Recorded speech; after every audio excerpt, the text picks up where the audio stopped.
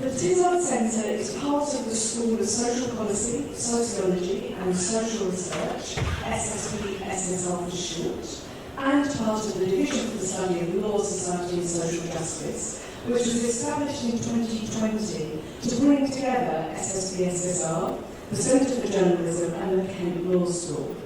So Tizard is something of a hidden gem in the organisation and the centre with an international reputation for its teaching and research, as I'm sure many of you are well aware. The centre is widely recognised as being at the forefront of research into autism, intellectual disability and community care. The work of Tizard is highly influential in policy making and practice and has helped to improve lives across the UK and globally. And SSP-SSR was ranked third nationally for the quality of our research in social work and social policy, to which Tizard makes a vital contribution. Colleagues at Tizard share their expertise both in research and in programmes of study. And the Centre has strong links with health and social care organisations, and many students actually come here through personal recommendation, which is very nice. The pioneering approach of the Centre dates from its first director, Jim Mansell, who gives his name to that annual lecture series.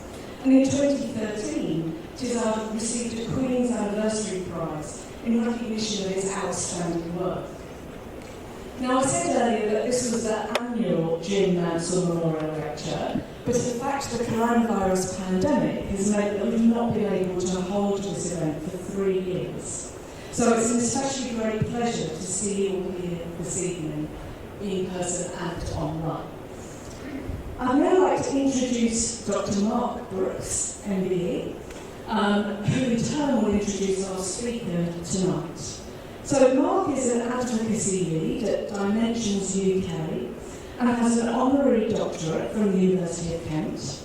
He's devoted much of his life to giving voice to those with learning disabilities and autism, and he himself is a leading voice on the I'm With Sam campaign, and which raises awareness about hate crime.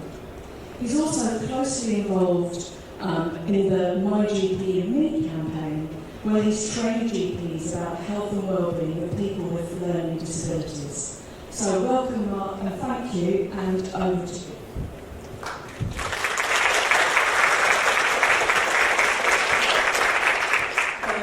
Thank you very much. I'm very pleased and very much welcome Chris. I've known Chris for a number of years. We've done some good work together.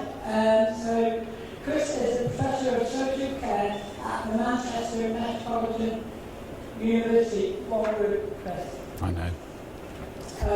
He has been involved in research with people with learning disabilities for more than 30 years, about my age, Chris. Like a lot of other people, Chris has tried to find out what helps and what gets in the way of people with learning disabilities leading a long and healthy and good life. Chris has also worked with others to try and close the gap between people with learning disabilities and other people in leading their lives that people want. Today, he will talk to us about COVID-19 and people with learning disabilities, what has the pandemic taught us about health inequality. Thank you.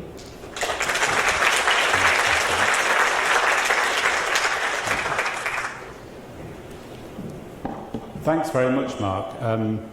Can people hear okay? Great. Vivi first asked me to do this talk 3 years ago. So it's a bit of an interesting issue that this topic for my talk didn't exist when I was first invited. So that's something to bear in mind. I'd also really like to thank you all for being here when it's such a beautiful summer evening outside and it's a Friday evening, so thank you very much. I should also like to say that Mark has promised he's going to heckle me on my numbers, so feel free to join in at any point. So I'm here to talk about COVID-19 and people with learning disabilities. If you're tweeting, live tweeting or otherwise, you can tweet the Tizard Centre, my Twitter name, a particular project I'll be talking about quite a lot, Coronavirus LD, and my department, SW ManMed, which is slightly shorter than Manchester Metropolitan University. I guess I want to put a warning in first because a reason or excuse. A lot of this talk will be about distressing things. A lot of it will be about people dying of COVID, and it will be about discrimination. So it's not going to be particularly optimistic or upbeat, and you know, there's going to be some kind of difficult stuff in there. So I just want to make sure that people are okay with that, and if you want to leave and go and enjoy the beautiful evening rather than listen to this, then really, please, you know, please feel free to do so. I just think that's important to say up front. So I'm going to talk about three things today. First of all, information that we have about people with learning disabilities in England mainly and in the UK, and the COVID-19 pandemic. Particularly really trying to remember, and I think because it's so important that we don't forget what's happened about various peaks of COVID that we went through, that we all went through in very different ways, but we all went through it, and lockdowns, and what some of the consequences of those have been for people with learning disabilities. I'm going to talk about different ways in which we can try and track the impact that the pandemic has had and is continuing to have on people with learning disabilities. And finally, talk about what the pandemic has taught us, or is teaching me, maybe starting to, about health inequalities and people with learning disabilities, which is something that I've been interested in for a very long time. So first of all, we're going to start here. So I cast your mind back to sort of February, March, April 2020, which is 2 years ago. Just kind of a little slug of water. Thank you, Julie. Coming into the pandemic, if we're thinking about the health inequalities of people with learning disabilities, things really weren't good at all. People with learning disabilities were dying 15 to 20 years earlier than other people, younger than other people, and that gap over time, over 20, 30 years, was not closing.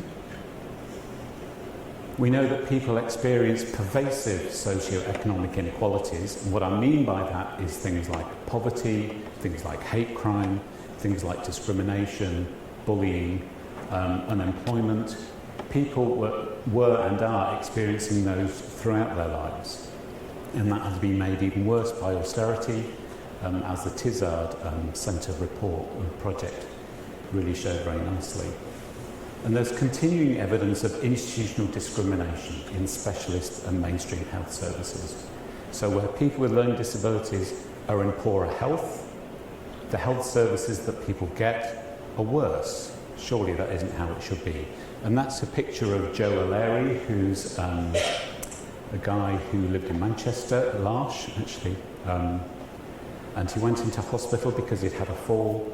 Larsh supported him fantastically in hospital, but the kind of, it's a sort of mainstream, you know, hospital in Manchester, and they basically didn't feed him for 90 days, and he died of an infection.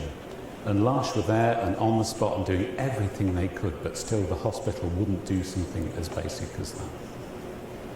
So that's even before the pandemic started. And then as the pandemic hit, it really became obvious very quickly. I know I was sort of having panicky conversations. There's all sorts of people who were having panicky conversations about what was happening at that point. So it was obvious that when it came to people with learning disabilities and support services for people with learning disabilities, there was a complete lack of pre-pandemic planning or even awareness of people with learning disabilities when it came to national policy, when it came to guidelines, when it came to things like personal protective equipment. I know Dimensions were one of many services who were kind of scrabbling around just trying to find anything because there was nothing there and there was no systems for people. There was very little testing at this point. There was no guidance about people with learning disabilities living in supported living or living in care homes or living supported by families, for example, or living independently. There was just no guidance at all. There was no support for people's families. We saw a withdrawal of social care services, which happened really very suddenly varied hugely across the country, I have to say. Many areas kind of stepped up to the plate and really kind of ripped up the rule book and just did what was needed. But in many areas there was pretty complete withdrawal of social care services. And in national policy terms, there was an easement of legal duties around care and support for people. Not many local authorities officially took up that easement offer, but many enacted it in practice.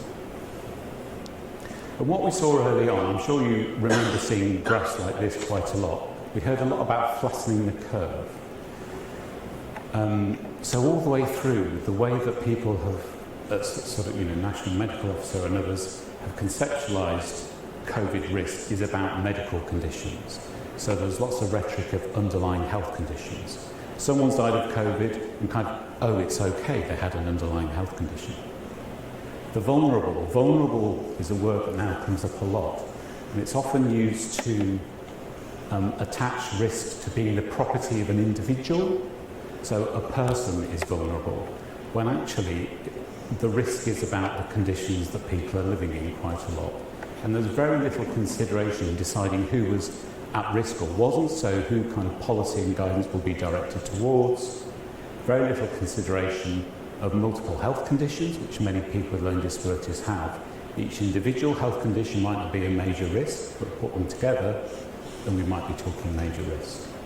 And very little consideration of the social and economic conditions early on that will put people at risk. That emerged later in terms of people in particular kinds of low-paid jobs, for example.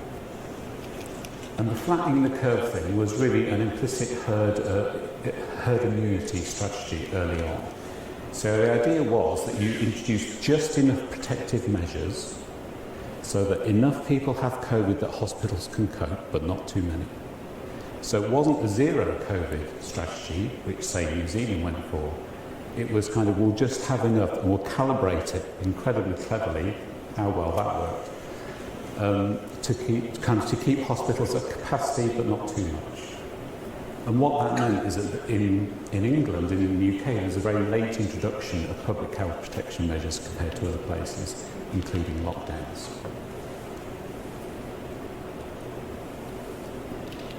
And the mantra and the purpose was protect the NHS. So this little picture here is a whiteboard that Dominic Cummings put up about a whiteboard in the early stages of COVID. And what it says is, who do we not save? So that is what they were thinking about at the time, under the overall mantra of protect the NHS. So the priority of health services was hospital capacity for treating and managing COVID. And what that meant for people with learning disabilities was pretty catastrophic. First of all, there was a diversion of health professionals and resources from other health services, so ongoing therapies which people relied on stopped. And secondly, we saw institutional discrimination, which now we have evidence for, in health service responses to people with learning disabilities, particularly do not resuscitate orders and in NICE guidelines around frailty. So do not resuscitate orders, the LEADER programme, which reviews deaths nationally in a voluntary programme, reported that in 2020, 73% of people with learning disabilities who died had some form of do not resuscitate order. That was up from pretty high figures anyway, from 71% of people in 2018, 70% of people in 2019. We also saw that when somebody had COVID listed on their death certificate, it was linked to an increased use of do not resuscitate orders. So a lot of people had DNRs, and again, early in the pandemic, there was evidence of a blanket issuing of do not resuscitate orders. So GP practices would just send out a letter to everybody with learning disabilities on the book saying, you've now got a do not resuscitate order. Some people might choose to have one, but there is a proper legal process to be gone through, and that simply wasn't done. There was also the early furore about frailty, and again, this might be kind of dredging at stuff, but I think it's important to remember this what actually happened early on in COVID. So early on, there was a rapid guideline about critical care for adults who've got COVID. So like, who's going to get the critical care in hospital? If hospitals are overwhelmed, who's going to get it and who isn't? Who do we not save? And this guideline said, what we're going to do, we're going to assess everybody who comes into hospital with COVID for frailty, using something called the Clinical Frailty Scale, which is designed to assess frailty in people with dementia. So even younger adults, we're just going to use that with everybody. And if you score 5 or more, and you take into account other things, then you're a lower priority for some kind of critical care. So that's what it looked like. Enjoy the pictures, they're particularly exciting, aren't they? And there's huge pushback from groups of disabled people who says, basically, if you apply that to us, it doesn't apply, it's completely inappropriate, then we will score high, we will look frail on all scales, and we will be less likely to get critical care if we have COVID in hospitals. So there was a huge pushback organised really quickly from groups of disabled and older people, and those guidelines were amended. Although there's still a lack of clarity about what health professionals were using to make those triaging decisions, those decisions about who gets critical care and who doesn't. And it's not clear now what they're doing. And we've seen there's now evidence that this has consequences. So there's been a study by Baksh et al. Published last year, that looks at people with learning disabilities with COVID admitted to hospital compared to other people in the first pandemic peak, matched in all sorts of ways. What emerges, the main thing from this, is that people with learning disabilities, even though they were kind of matched on other conditions and everybody had COVID, they were much less likely to get the kind of critical care support for COVID than people without learning disabilities. Less likely to receive non-invasive respiratory support, less likely to receive intubation, 50% less likely to be admitted to intensive care. Unsurprisingly, so these are a group of people who've all been in hospital with COVID. People with learning disabilities had a 56% increased risk of dying from COVID after being hospitalised, and died faster than people without learning disabilities. Mean frailty score, because they recorded that, was 5.14 for people with learning disabilities, so the average was above that threshold of 5. The consequences in the first peak of the pandemic, which was kind of early springtime 2020, have been shown to be pretty catastrophic for people with learning disabilities. People were twice as likely to get COVID-19, to be infected with COVID-19. People were between 3 and 6 times more likely to die of COVID-19 than other people. And people with learning disabilities were more likely to die from COVID at younger ages than other people. Public Health England report also reported really quite early on in 2020 that if you lived in a place with a lot of other people in kind of congregate care settings, the phrase is, people who lived in congregate care settings, people with learning disabilities in congregate care settings were at higher risk of dying from COVID-19. And after that first peak, when we got to the kind of summer of 2020, it was estimated that over 1,000 people with learning disabilities in England had died from COVID-19 at that point. And of course there was no COVID vaccine as yet, although they were working on it. So these are figures, these are weekly figures collected by NHS England.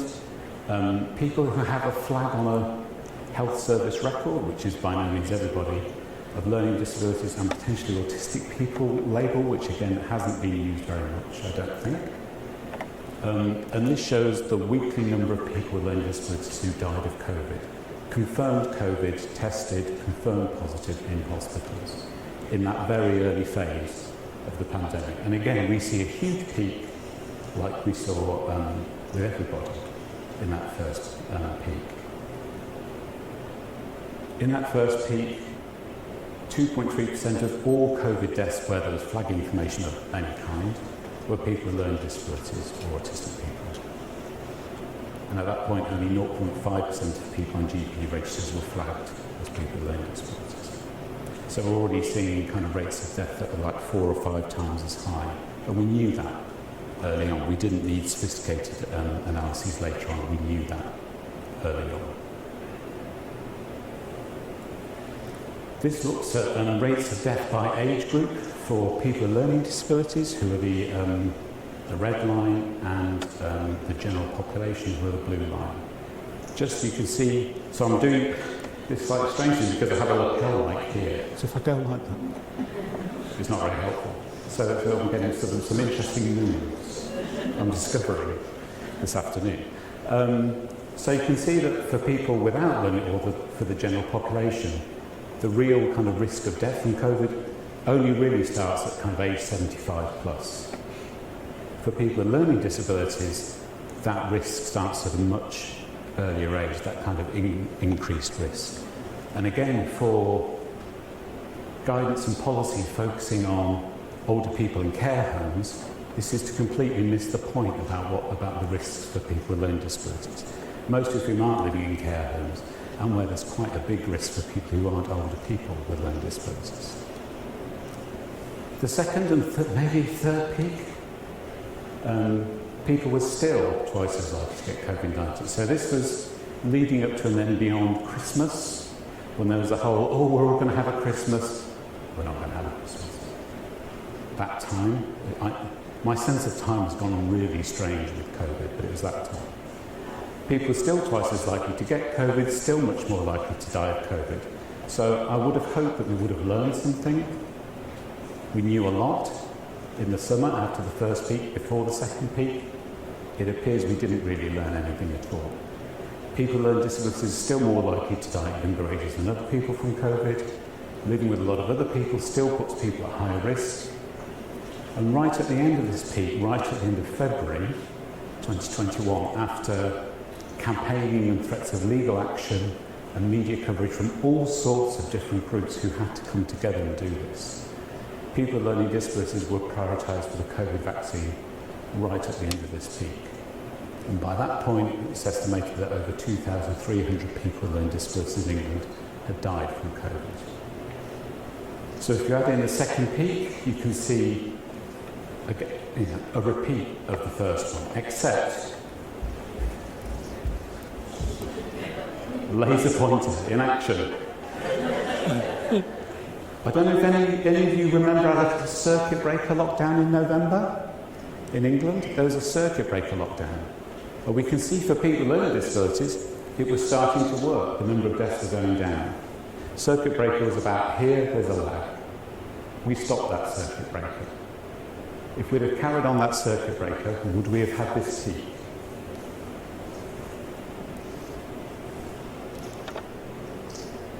This is analysis from the Office for National Statistics in 2021, looking at risk of COVID death for men and women with learning disabilities, showing how much the risk changes depending on different factors.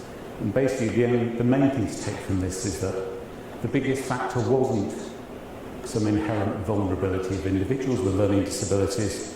It was living in congregate care settings with lots of other people. So the biggest risks are economic and social.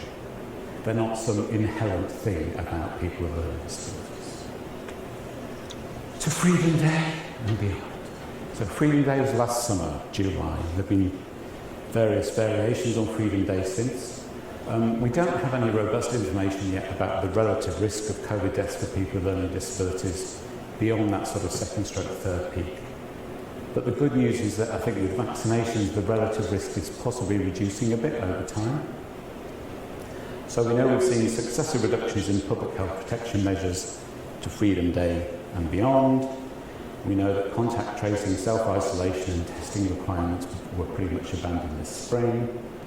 Good news is that we've seen high uptake of COVID-19 vaccines among people with learning disabilities in England, although there are substantial inequities in that, which I'll come to in a minute. And by the end of March 2022, it's estimated that over 2,700 people with learning disabilities in England have died from COVID. So this is kind of coming up to pretty much the present day. Freedom Day was about here. And what we've seen since then is we've got to pretty much zero. We're not at zero anymore. Nothing like the peaks we saw, but it's not zero.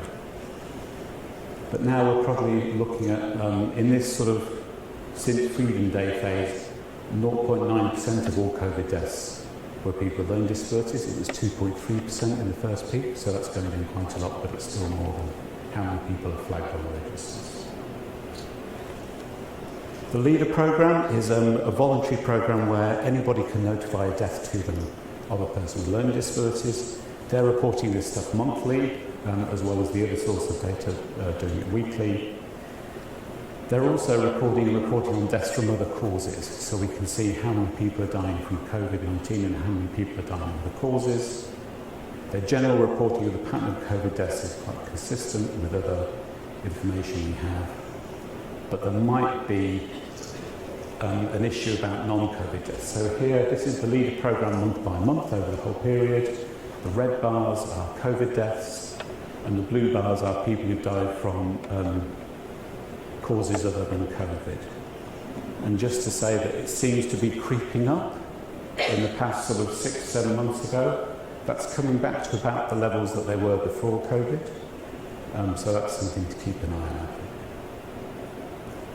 As I mentioned, I think vaccination compared to other policy has been a relative success. Over 90% of most groups of adults with learning disabilities have had at least one COVID vaccination dose. And booster vaccination rates, which is have only had 3 doses, are around 80% for older groups of adults with learning disabilities and learning disabilities who are shielding, but it's still lower for younger age groups. It's still much lower for people in minority ethnic communities.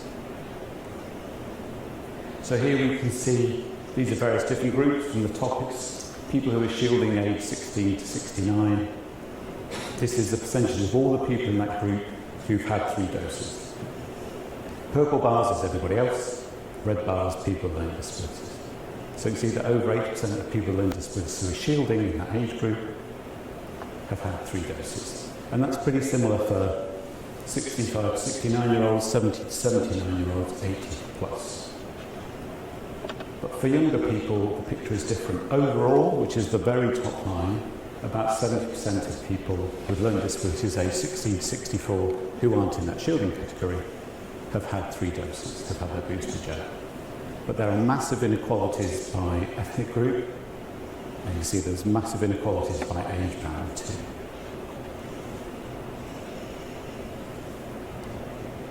Pretty disastrous consequences. And I guess one thing for me is how can we track the impact of that on people, as well as the very brutal tracking of death. Well, we can look at social care statistics. So this is people getting long-term social care, adults with learning disabilities getting long-term social care in England. And how many, the purple bar in particular, is people who are getting long-term support at the end of each financial year. So at the end of March, how many people with learning disabilities, adults with learning disabilities, are getting long-term social care? And we can see over time, it goes up and up and up and up and up, except for between the end of March 2020 and the end of March 2021, where 1,500 fewer adults with learning disabilities were getting long-term social care at the end of March 2021 compared to the end of March 2020, fairly unprecedented drop. So people are missing from social care support. Slightly more complicated, but just focus on the line at the top. This is the number of adults aged 18 to 64 living with families, basically. Again, that's gone up and up and up and up year on year, but last year it went down for the first time in a very, very long time. You can look at things like restrictive interventions in inpatient units. So the red line here, this is month by month through COVID, how many episodes of restrictive interventions are recorded in services for people with learning disabilities and autistic people. We can see a real jump at the point of sort of the first lockdown, well, just after the first lockdown in NHS services, and that continues at that high rate until recently, even though numbers of people were lower in inpatient units through much of that time. The lilac bar is independent providers of inpatient units. They look fantastic on this graph. There is a reason for that. See those 2 little peaks at the beginning? They were the only months when more than one major independent service provider provided information of any kind. So most independent service providers of inpatient units do not provide this information, even though it's mandatory. So that's why it looks so good. The reality would be different. Another way that I've been involved in tracking it, along with people here and around the UK, is to ask people. So we've been trying to track the impact of the pandemic on the experiences of people with learning disabilities around the UK as we go. So trying to track people's experiences, circumstances and support through the pandemic, trying to ask questions that are relevant. It was very, very fast moving, so things that we didn't think of to ask suddenly became very important. And again, we've got a lot of input from different people about what we should ask. And we're trying to get that information out quickly with our collaborating organisations to people who can make use of it. Lots of people involved, lots of organisations involved. Jill and Nick here, thank you very much. As you can see, it was a huge enterprise, all done completely remotely, which was quite a bizarre experience. And there's all the logos as well. We have a disclaimer, whatever I say, it's not the fault of our funders. UKRI and Department of Health and Social Care. So what we did Zoom or phone interviews mainly, or kind of whichever way people would prefer, with adults with learning disabilities around the UK at 3 time points. We also did online surveys for family members and support workers about adults with learning disabilities with greater needs who couldn't take part in an interview. We ended up with about 500 people who we spoke to by wave 3, about 300 people who we got surveys from. So wave 1 was basically just before and in the lockdown that was just after Christmas. So this was kind of winter, not last winter, the winter before. Then as restrictions were easing in the spring of last year, we went back to people again, and then we went and spoke to people at the end of the summer when most restrictions have been removed. And we've just had a contract signed so we can go back to people again at the end of this summer, which is fantastic. What are the main messages that we drew from this? There are a number of them. First of all, people with learning disabilities and those around them were doing their bit, and they are still doing their bit to keep themselves and other people safe. So by summer 2021, more than 9 out of 10 people had had both doses, which is the most that they could have at that time of the vaccine, and they said they would have a booster if it was offered to them. People have been following the rules with lockdowns, with public health protection measures, not going out, wearing face masks, testing, all of that. People were absolutely doing their bit. And for at least half the people, family carers or support workers were using some form of PPE when in close contact. So this is a quote from someone who wanted to find out how to do lateral flow tests. So they said, I asked a chemist how to do it. I made a video of how to do it for people with learning disabilities to go on our website. People were very and still are very about contributing and helping other people. It tickled the nerves and you have a timer. It's easy. Well, they had a better time of it than me. So we just see sort of well over 90% of people. So cohort 1 are the people we spoke to. Cohort 2 are the people with greater support needs who we got surveys from. Over 90% of people had vaccines. But it's really, really important to point out that not everybody can have a vaccine. There are various reasons why for some people it's a really, really bad idea. It might be in terms of health, it might be in terms of people being in a position to tolerate getting a vaccination jab. So that group of people are really, I can't overemphasise how important it is we don't forget that group, because that group are really abandoned and forgotten. Here we go, lots of graphs. You like these? This just shows what percentage of people in cohort 1, the people we spoke to, did various stuff leaving the house in the last 7 days. The first bar is always, we had some people who we spoke to before the first lockdown, and then some people in the first lockdown.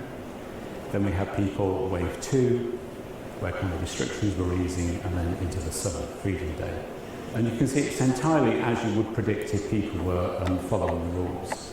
So people kind of stopped doing stuff in lockdown, except shopping for essentials, outdoor exercise, and partners with green space.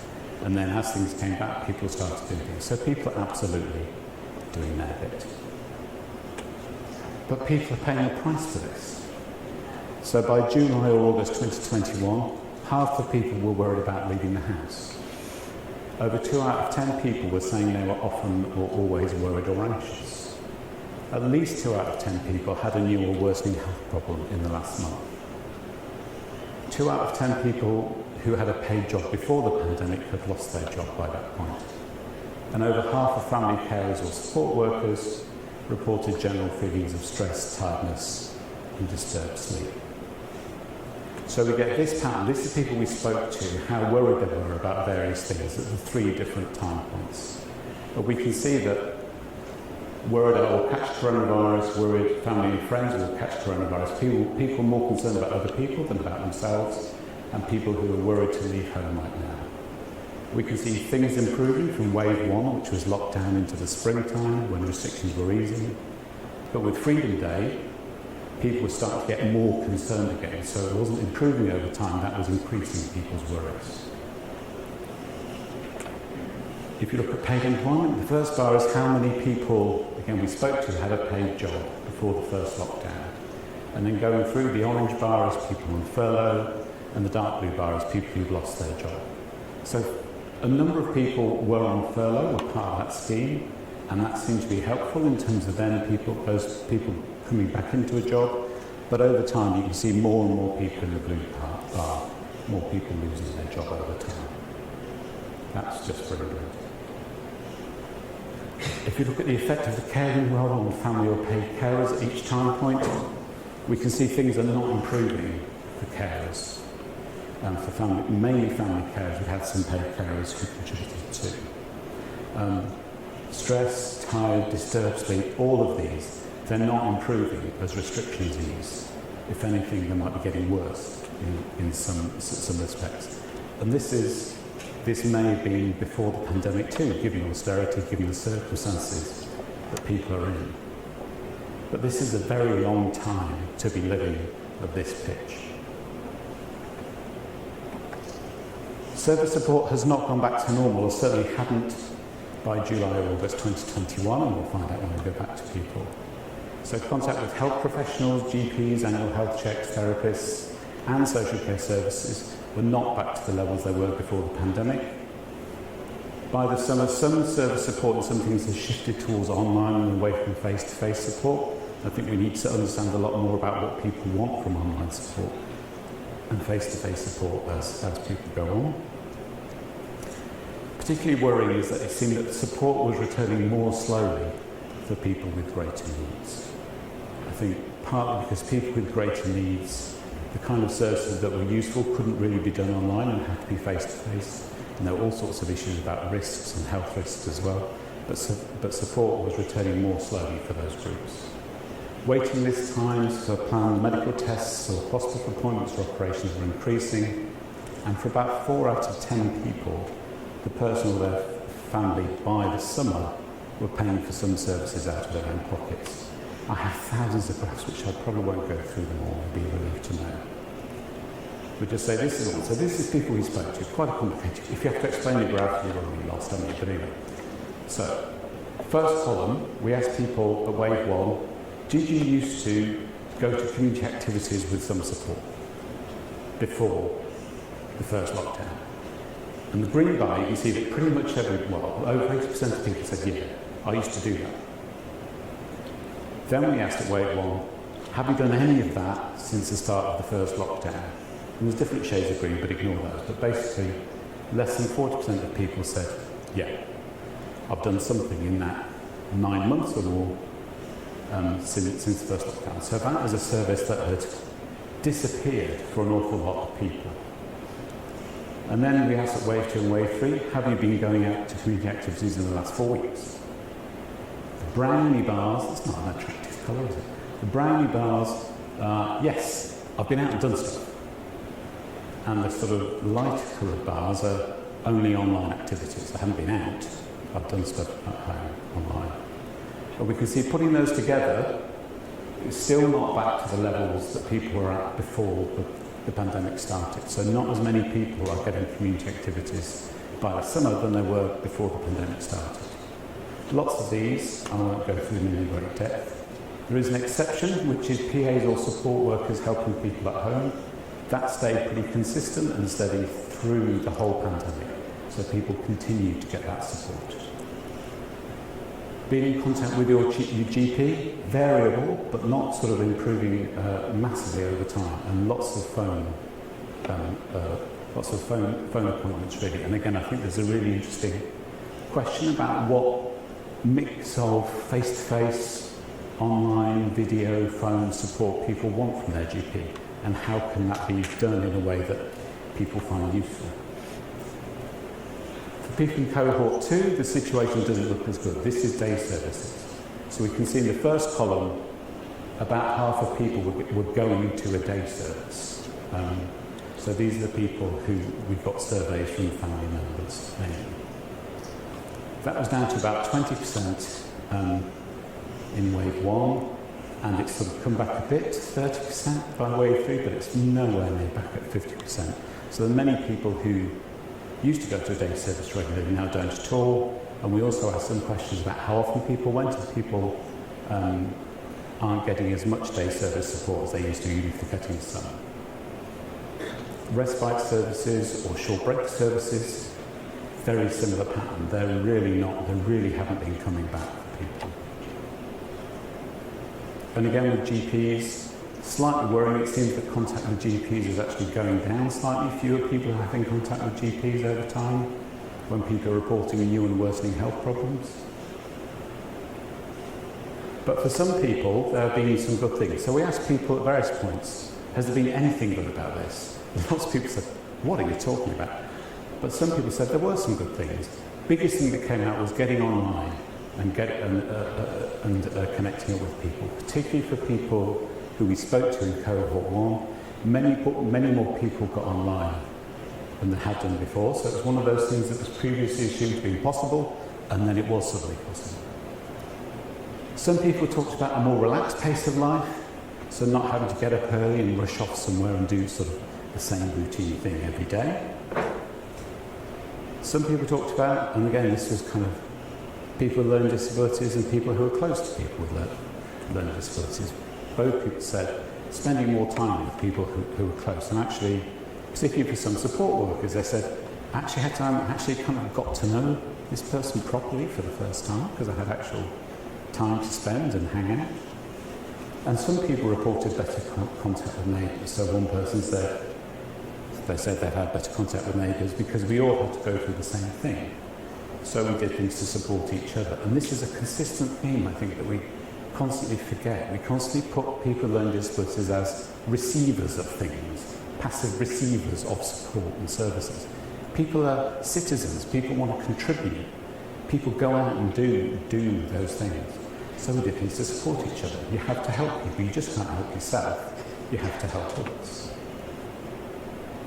So just in terms of internet use, the kind of things that people are using it for, things like social media, doing online activities with other people and being with family and friends online, some streaming films, some other activities on your own, which we didn't go into in too much detail.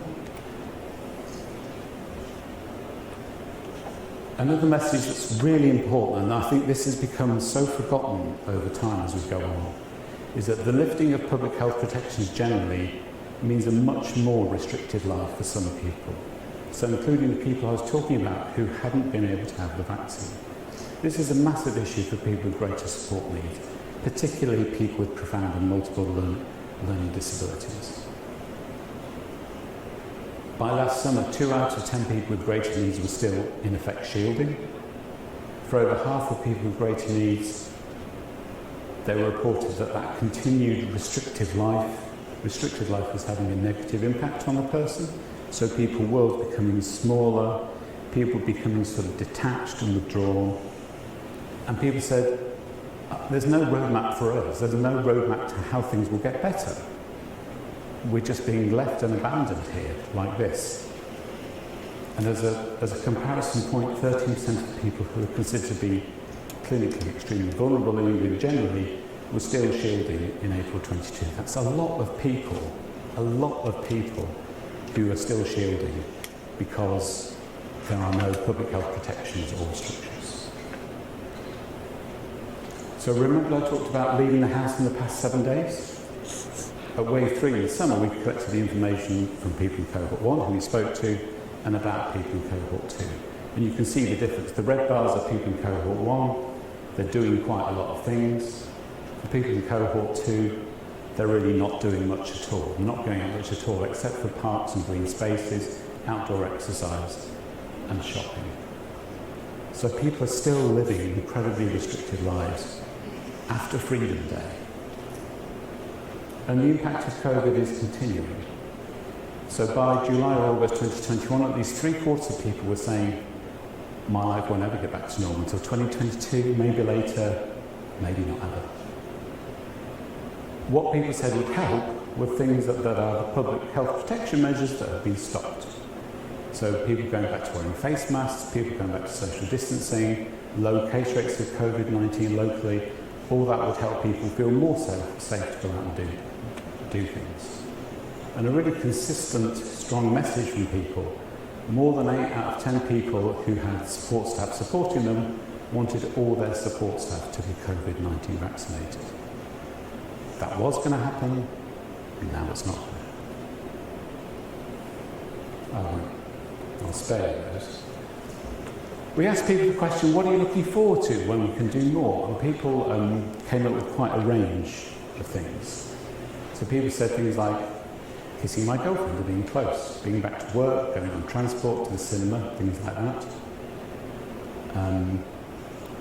Family carer, I think it was said, having a hug and being able to see us with no full PPE on, being able to take him out to open spaces for walks and fresh air. But some people were less optimistic. Some people said, don't know, just stay in. And one quote that still gets me is, I don't even want to hope. I have to say I'm a Burnley fan, so I can kind of appreciate the sentiment, but I think it's more serious than my case. So to finish off, what has the pandemic taught us, or what do I think it means around health inequalities, I guess?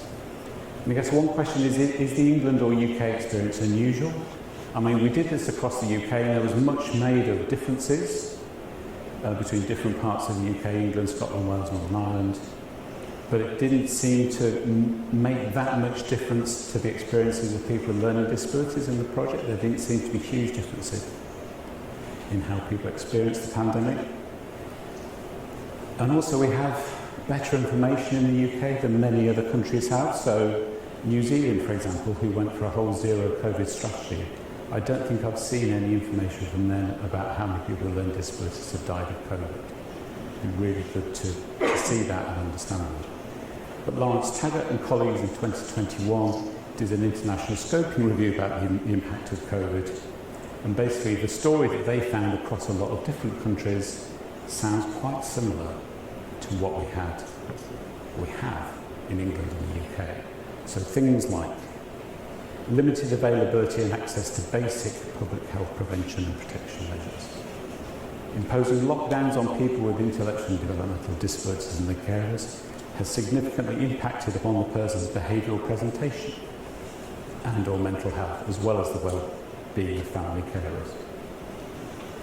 Closures of schools, education, daycare, respite, community activities and employment. Compulsory covert DNR orders placed upon this population do not resuscitate. Restrictions of access to acute hospitals and life-saving equipment, and violations of the rights to life of people with intellectual and developmental disabilities. This has been a catastrophe that is not confined to England and the UK, which doesn't absolve England and the UK responsibilities. What do I think I've learned from this? From someone who's been frantically going around trying to kind of find information, help make it public, help people use it to hold the line or to make some kind of positive social change. Under the pressure of the pandemic, legal rights services and protections for people with learning disabilities are fragile, and they're clearly readily dispensed with in a way that I thought I would not see. Postcode lotteries that we have, there's huge variation by area in kind of anything you look at in terms of services and supports for people with learning disabilities in England. Massive variations. Some people thought that might be kind of flattened in the pandemic as kind of as people kind of responded in a fairly similar way, but if anything, I think they might have increased. The particularly galling thing that I learned, or maybe it's my naivety coming into this, I kind of had the assumption that if you can get information, which isn't always easy to get hold of, and you can get that public, and you can get people to talk about that and bring people's attention to it, that might lead to attention and action. And that link, which for early career researchers, I shouldn't be telling you, that link broke in COVID-19. That link just wasn't there. People knew, and they still did what they did. Holding the line in these circumstances, so I talked about the NICE guidelines, I talked about vaccinations, and there are other examples as well, where the line was held. People were made a priority for the COVID-19 vaccine, for example. Those priority guidelines were successfully challenged. But what you need there is wide and diverse coalitions to form and act really quickly. And that's, research is a bit of it, it's probably not that much of it. We're talking about lawyers, we're talking about journalists, we're talking about campaigners, we're talking about service providers, we're talking about self-advocacy organisations, we're talking about groups that support families, family groups. Where that worked, all those groups came together in not pre-planned or organised or structured ways, but they came together quickly, and that was really important in holding the line. And just to say, who steps into the void of an absence of guidance, of an absence of policy? Disabled people's organisations stepped into the void consistently around the country. We criminally undervalue our disabled people's organisations in England. They're working consistently and amazingly all the way throughout. And if anything, if we need to nurture anybody, it's those organisations. I also learned, and again I spent best part of 10 years working with Public Health England, that public health won't save us. Health inequalities could be about society's responsibilities beyond services, talking about social inequalities, talking about economic inequalities, talking about all the things that matter beyond services. That is a really powerful perspective to bring to bear with people with learning disabilities. But in COVID it didn't happen. We saw that ableism was baked in to traditional public health approaches, with the consequences that we've seen in the COVID-19 pandemic. Who do we not save? We've also seen that the mainstream health inequalities public health people, they ignore disability too. So when people were starting to talk about inequalities in terms of COVID risk, ethnicity, employment, housing, poverty, disability was nowhere on that list, even though we knew at that point a huge additional risk of COVID-19 death for disabled people. And also what we see, not just in this country, is that when the Department of Social Care or NHS England or whoever are talking about health inequalities and what are we going to do, they always focus on health services. They always focus on the bit at the end. This is what I mean by downstream. So there's this thing that, if you really want to help people with health, you stop people falling in the river upstream. You don't then try and fish them out when they're downstream. And our health inequality policy and practice always drifts downstream. It's always about health services when people are already not well. It's not about what we do to support people to stop that happening in the first place. And the picture is the Australian government, right at the start of the pandemic, they had a management and operational plan for people with disability, and I was really excited about this, and there were kind of disabled people involved in it, and it was really nicely, kind of thoroughly laid out about what we're going to do, really comprehensive. That worked for a while, but again, that sort of broke down over time. The forces of ableism, almost kind of the gravity of ableism among policymakers, meant that just kind of fell apart, and it just didn't happen in the end. So you can have a fantastic plan, fantastic strategy, but again, under that COVID pressure, it fell apart. So the elephant in the room for me is discrimination. It surprises me how little policymakers talk about discrimination. When they're talking about service improvements, when they're talking about training, when they're talking about sort of reasonable adjustments, it's all about raising awareness, or it's all about tweaking the process. It's not about one of the factors that might be underpinning that process, which is discrimination. Discrimination is deep. Many people and services supposedly there to help, and we saw that in shed loads in the pandemic. We need to acknowledge its existence and we need to act accordingly. So questions I'm left with? Sorry, has this gone on for ages? I'm just rambling on. Just wrap it up, you know. Just wrap it up half an hour ago. Sorry. In social change, are we pitching for incremental change, or do we need to pitch for radical change? Does incremental actually get us anywhere? Right now, lots of research is focused on, you're trying to improve things. Should we be also looking at trying to stop things getting worse? How important are national policies or strategies, which is where a lot of research tends to be focused on, getting that national policy in place, getting that strategy written, when maybe under pressure they don't mean much. And again, in research we pay a lot of attention to services, particularly in the lives of people with learning disabilities, but there's a whole other world around those services that really matter. How much attention should we be paying there? And finally, what is the role of research? And I think it should be a suitably humble one, making itself useful in social change. Last thing, Jim Mansell. We're here for his memorial lecture. Obviously, when I was starting off, which was a long time ago, Jim was in the pantheon, but he was a human among the gods for us young people. And Jim embodies something that I've signally failed to do throughout my career, which is how to be the ultimate insider-outsider, how to operate inside systems while absolutely speaking truth to power, understanding how to make changes within systems and doing some of the dirty work that you need to do that, while at the same time not compromising at all. My impression of Jim, and I didn't know him very well, he was... sorry, that's really tactless, isn't it? But he was, he did speak to me. But that kind of focus on action, that focus on research and evidence is about action. It's to do something. So this is for Jim. Thank you.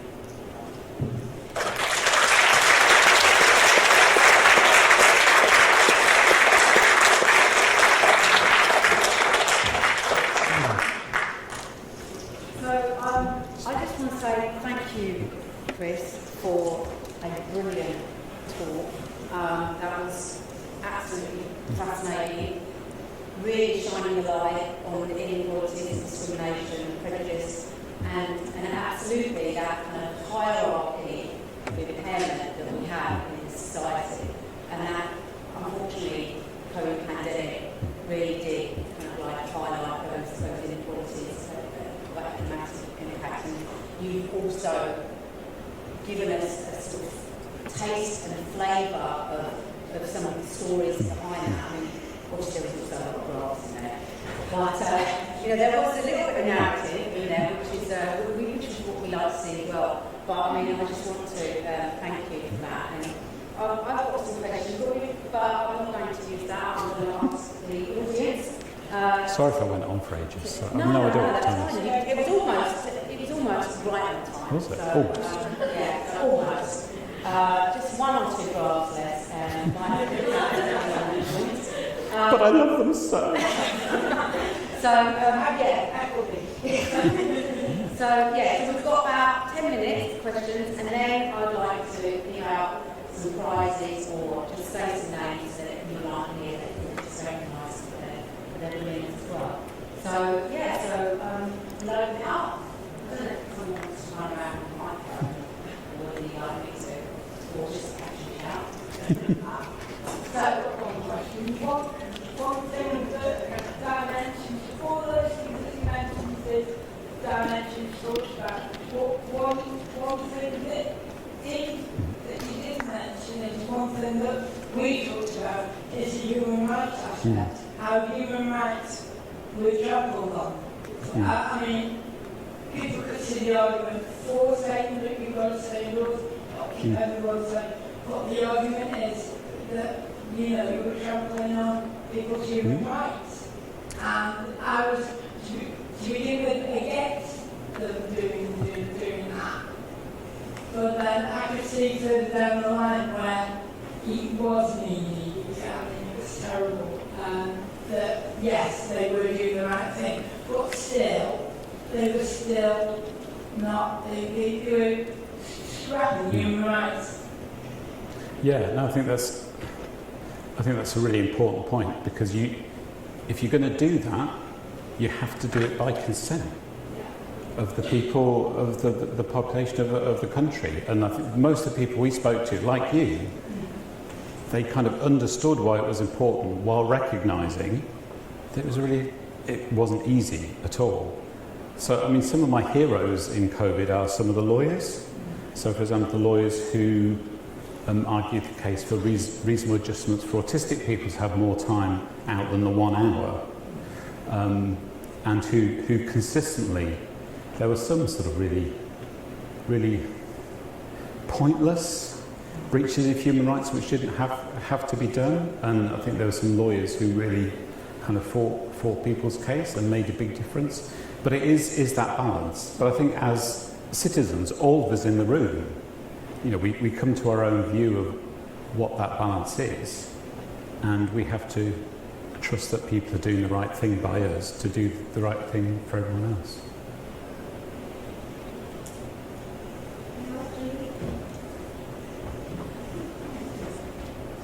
Thank you, Chris. You talked about obviously the double jeopardy to some extent of for example, racial or black minority groups around vaccinations. Was there any results from around the outcomes and the experiences of people in addition to not getting the vaccination, and was more or anything like that, intersectionality issues for people with disabilities? Yes, we need to look more at that, and we didn't have that many people who weren't white originally, but in the funding that we've got a specific amount of money to really go. It was a byproduct partly of an institutional research ethics issue, which was we had to start quickly, so we didn't have time to go through the big HRA ethics. So we couldn't approach people by virtue of the fact they were in services. So we had to go through self-advocacy groups and others, and that, you know, and we made efforts, and we got some people in England, but not enough.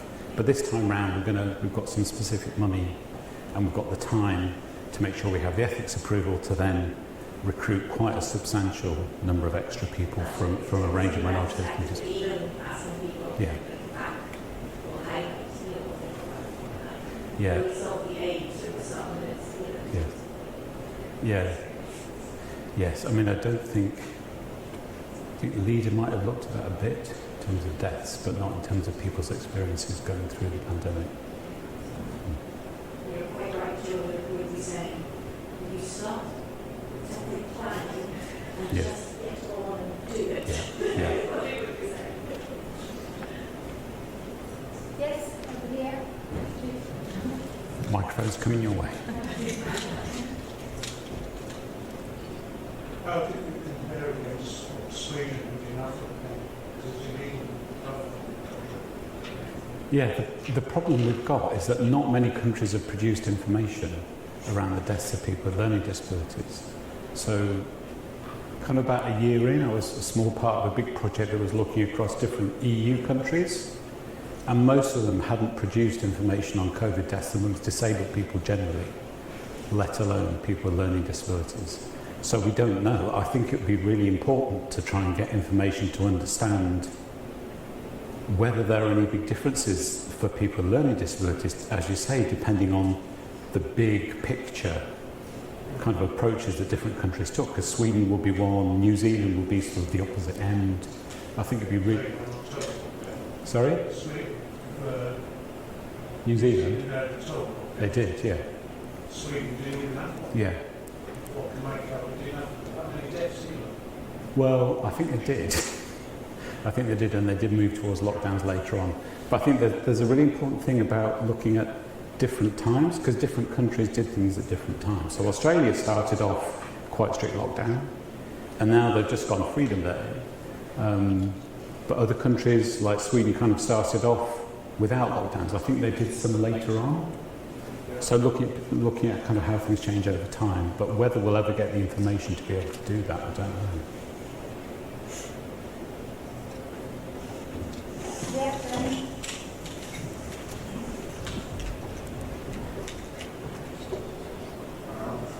Hi, Chris. Oh, yeah.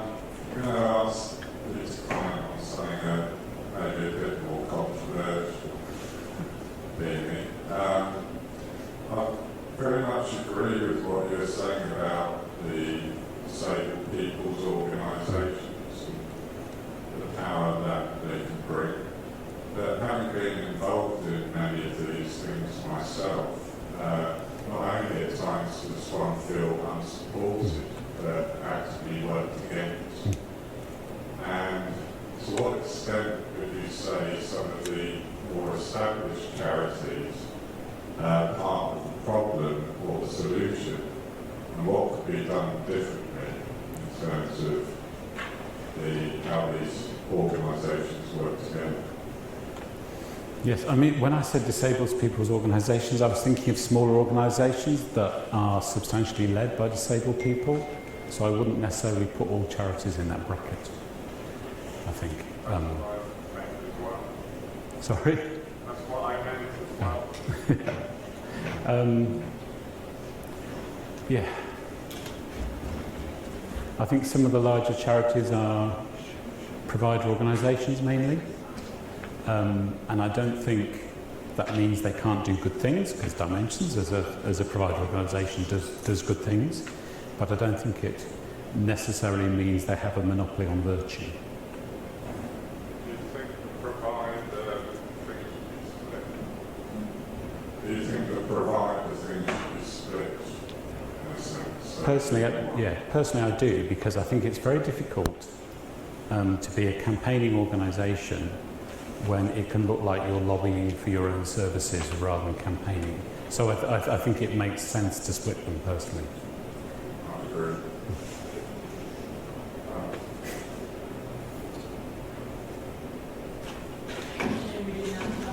Yeah.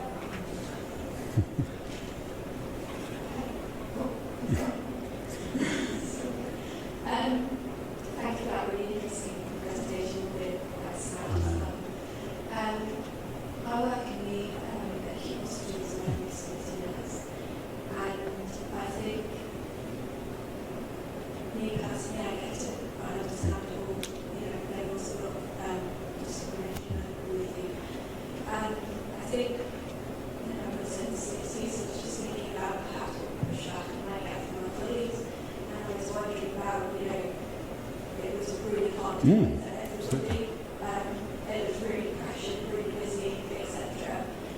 So I was just wondering if you had any some figures comparing the inequalities to the general population. So dealing with CPRs, that was 73 people in the learning, 73% in learning disability population, what was in the general population as well.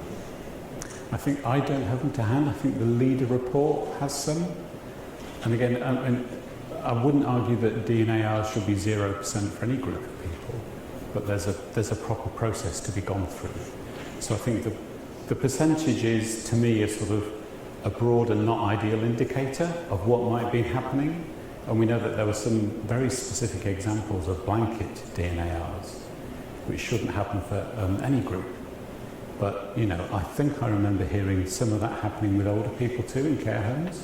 So, people with learning disabilities are not the only group this happened to, and I don't want to set up kind of hierarchies, but it kind of signals something there that really needs to be different.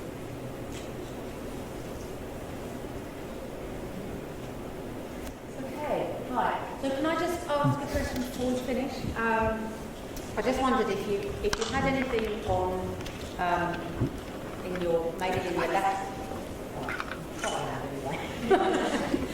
in the latter part of the first wave, or going forward, if you're going to do any work or have got any data on long COVID, or whether that was any part of the narrative that you're going through. We asked that question in the second wave in the spring, and not that many people had had COVID, so therefore, once you get to then the number of people who have long COVID, it's really small numbers of people. But there were a small number of people who were saying, I've had this thing for really quite a while, and we'll definitely be asking that again. And I know, I mean, you were talking about in Dimensions services, they're looking at long COVID, and I think there are other people too interested in long COVID, but we will definitely be asking that. Yeah, it's interesting, isn't it, that relationship between both the articulation, that comorbidity and everything else goes on with health inequality, but also understanding, well, what is it like to feel a bit confused or extra fatigued, and that can be quite challenging for to sort of articulate. And one of the bits that we've got a bit of extra money to do speaks to your comment about narratives, which quite rightly, quite a lot of the people with learning disabilities and family members were saying, what you've done serves a purpose, but it misses out people's stories. And there are fantastic websites like Surviving Through Story, which are really worth having a look at for different ways in which people have kind of told their experiences of COVID. But we have some money to spend a bit more time with a small number of people so they can give us their experience and their story through COVID and what it means going into the future too. So we will have some of those. Brilliant. Okay, well look, thanks again for coming all the way down from up north. I'm going to give out some prizes. So let's just thank you again.